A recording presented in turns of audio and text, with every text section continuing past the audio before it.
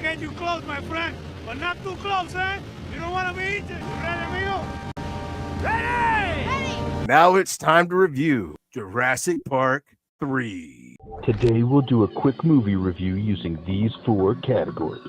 Entertainment value. Are you not entertained? Rewatchability. Sometimes I will just stand here and watch television for hours. Execution.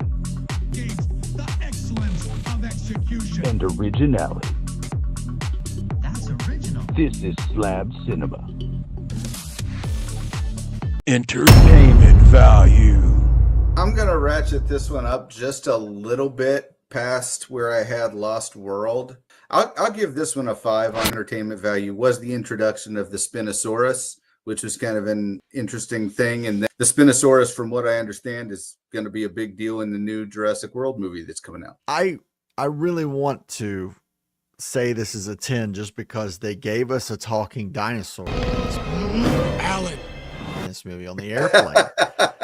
That my heart says 10 on that, but I'm gonna go 7 on entertainment value because there's some moments I really like there's some dinosaur moments and stuff, but anytime those moments aren't happening, it is filth. It is a lot of filth in this movie. I am gonna go 6. Yeah, this is a big step down for me for the other Jurassic parks because Steven's gone. Joe Johnston is not Steven Spielberg. All respect to the Rocketeer, which I love, but you feel that things just happen in the sequences here. They don't build like they do in a Steven Spielberg movie. It's like a thing happens, then another thing happens. They're not building on each other. You escape a thing, you do a complete other thing, unrelated. Kind of like the sequence with the Petrodactyls is no comparison to the cliff scene in Jurassic Park 2. Rewatchability. I have seen this movie twice, and once was this week. So that just kind of tells you I think the rewatchability is low. I'm going to go ahead and go 2 on this one. It's just not a rewatchable movie to me. I don't look for it. I'm not going to be looking for it after this. I'm going to go low on it, 2. Yeah, I'm going to go 2, and it doesn't even fit that category of like troll watch for me. Like there's that scene, right, with Alan, and then there's the kid talking to the other raptors, or Alan or Grant's trying to talk to other raptors, and the kid's throwing the like pee bombs or something going on. I don't know what's going on there. How'd you get it? You don't want to know. But I'm still going to go 2 as well because I don't know. That's not enough to get me to watch something these days. Yeah, I'm going to go like 3. I mean, if I can't find anything on, and this second screen material for me, because the action scenes are good enough and the sequences are good enough that you could leave it on the background. It won't make you queasy. You won't be like, oh God, that's awful. It's just, but the story is exactly that awful. So if I have to pay attention to it, yeah. So 3 is as high as I'll get. This is background noise with exciting action sequences. Execution. I think that Sam Neill did a relatively good performance, even though the movie was terrible. So I'm going to give him a little bit of love for that. I like the first one more. The cast was not terrible. Is that William H. Macy was in this one, right? Yes. It wasn't he in this? Yeah. So William H. Macy, decent cast, decent billing, right? But yeah, the movie was just so poorly done. And this is kind of when people started falling in love with CGI a little too much. The practical effects really weren't there. So yeah, if I had to give this one an execution rating, I'd probably make it like a 4. I'll do a 4. Yeah, I'm going to go low on this one too. I'm going to go like a 3. Really, what gets me is that opening scene. Is the first 2 movies have solid opening scenes. The first one's iconic. Shoot!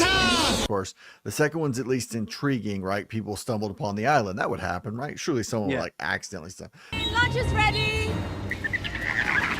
This one, the whole like they're like purposely trying to look with the camera, then the boat people disappear, and like the visuals on that and the gliding in is so bad that like the opening for me, like you can't mess up your opening. You can have a bad movie, but don't make the opening just horrible.